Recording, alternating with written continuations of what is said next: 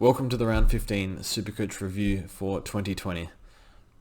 We had a good week this week. We scored 2,036 and we are ranked 626. So that's the highest we've ever been. So closing in on that top 500 goal, maybe we can push further. We've gone up pretty much every week in the past, I don't know, 5 or 6 weeks. So pretty lucky there. But yeah, not probably due for a bad week, but we'll see. But that's fine. Yeah, we want to get that top 500.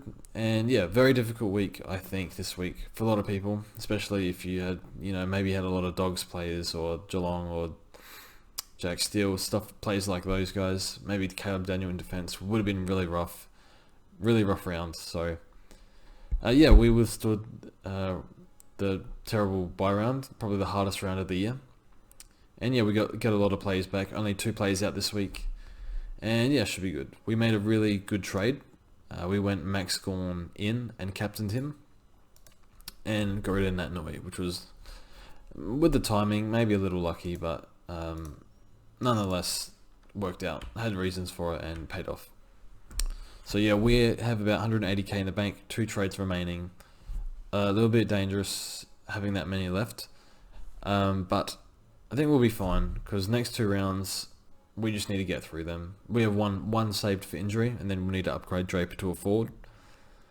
So, worst case scenario, probably Riccardi or Schonberg has to play in round 18 or something. But I think hopefully we'll be fine.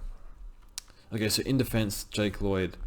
I actually think he's the fullback captain option now. So, Neil, I think he copped a corky or something, so I'm not sure he's 100%. He'll still play, of course, because he's Lockie Neal. He doesn't really miss games. So, I think Lloyd is the fullback option. Playing really, really well, Jake Lloyd. Yeah, just getting a lot of ball, just all over the field, actually. He seems to push up the ground a bit as well. And yeah, takes all the kick-ins, so very nice.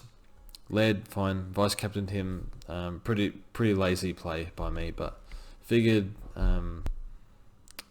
thought the Crows would win against Hawthorn, given the form. So Crows have been building, and the midfield unit in the Crows, it's not quite a joke anymore. So that's fine. Haynes very good.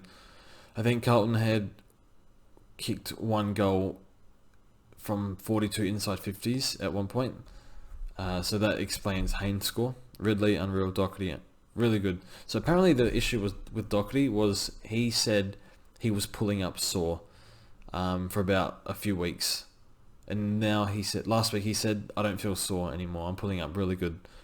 So that would explain Doherty's scoring. So it makes him more interesting as a pick next year, now that we have an explanation for that scoring. So yeah, we'll have a look at that next year. And Scholl's score fell off, so that's fine. Put Stuart back on. Midfield, Lockie Neal, that's okay. I'm not sure I want to captain him. I mean, I'm sure he'll be fine. Probably still a safe option. Just play other players in better form, but he'll bounce back. He'll probably pull out another 160 at some point. Tom Mitchell, that's fine. Gaff, very good. Cripps, I think was playing sore. Definitely not gonna pick Cripps next year. Just plays through injury too often. Big Cornelio, this is a busted trade. I think definitely busted trade. He needs to pull out a 150 somewhere for this trade to break even, basically. So yeah, he's dropped about 80k since bringing him in. And yeah, I'm not sure what his deal is. So him and Taranto, I suggested Cogs and Taranto because of their soft fixture. My bad. Very sorry for that. That's very bad advice. Both of them had 3 to 5 round averages of 110. I'm not sure how this happened, but I don't know. Just a misread. We brought in JPK. He scored 110. That's fantastic for what we paid for him. We paid 420. So, big believer in the old Prince, Josh B. Kennedy. And then Rivers, good second half from him. Schonberg, 2 goals. Very nice from Schonberg. We get our doggies mids back, which is great. I cannot wait for the Hawthorn Doggies game in 2 weeks. That will be fun. And in the rucks, my cat just cried. I don't know if that was heard. Anyway, so yeah, we brought in Max Gawn, and the reason for this was I was watching Nick Nat play, and he just wasn't. He didn't look like the same guy as the weeks earlier.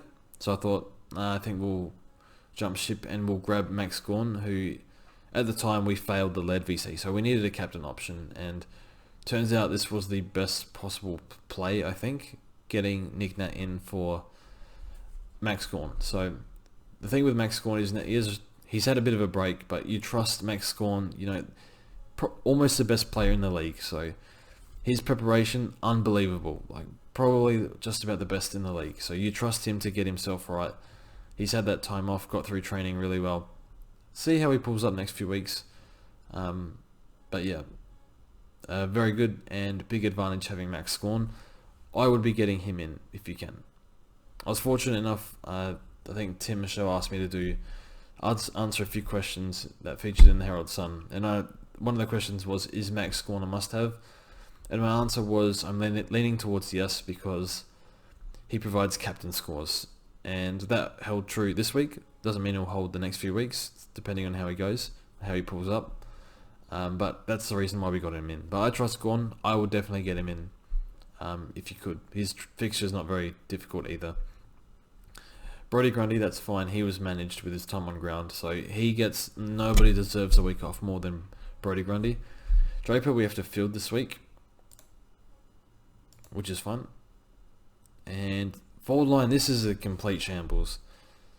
I'm not even going to try and add it up, but I don't think that's even reached 300 points. So yeah, obviously we had 5 in the forward line. Whitfield was our best forward. Unfortunate score, but that's okay. Maybe he was tired or something. Thought he should have scored more on Carlton, who didn't think they played well. Petrarca, not really sure what happened. I think he just looked tired. Even Oliver had managed time on ground, but he just managed to do what Oliver does, get a lot of contested ball. Oh, Sprayshaw. This is looking like a bad trade. The timing of the trades, because I've got him in for 200 plus and 260s. So I paid 570 for him. Paying 570 for Brayshaw, 550 for Cornelio has not worked. So yeah, maybe Brayshaw again. I think with the short turnaround, he probably needs to be managed. So they think he needs to be managed. So that's just how it's worked out. Keeps giving away a few 50s and late free kicks. A little bit frustrating, but that's fine. Dustin Martin is whatever. I think maybe you wouldn't. No, you don't trade Dustin Martin now. I would not do that. Riccardi is a superstar. I think a lot of clubs wondering how he fell to pick 50, but that's fine. Yeah, he's a star. I'd love him at the Crows, but Giants will not let go of him. His value might even command a top 5 pick the way he's playing. Just unbelievable player. And Baslanka, we get Baz back. How good is that? So that's good. So that's what the team looks like. Trades this week. I'm not even sure we've saved a trade. I think we've saved one. But yeah, fortunately we got gifted extra trades to cover up some errors in the starting team, as well as a few bad rookies. So the plan was to go Draper to Hugh Greenwood. Unfortunately, it needed to be about a 40 to 35 point differential between them scoring. Unfortunately, it was about nearly a 60 point differential. So that means we have to wait a week, but that's fine. Draper will play against Geelong. I think Reece Stanley is injured. I'm not sure. But yeah, we'll just fill Draper. And it's also a bit of a defensive play, because with only 2 trades left, if something goes wrong, we might have priorities elsewhere. So I feel okay about this. And really, we only have to get through round 16 and 17 with no injuries. 'Cause if you get an injury in round 18, season's done. Doesn't matter. So that's the team. Hopefully your team went well. And yeah, should be good. So thanks for watching. And actually, I'm going to have a quick look at the forwards. Why not? I don't think we can get... So yeah, we can't get Hugh Greenwood.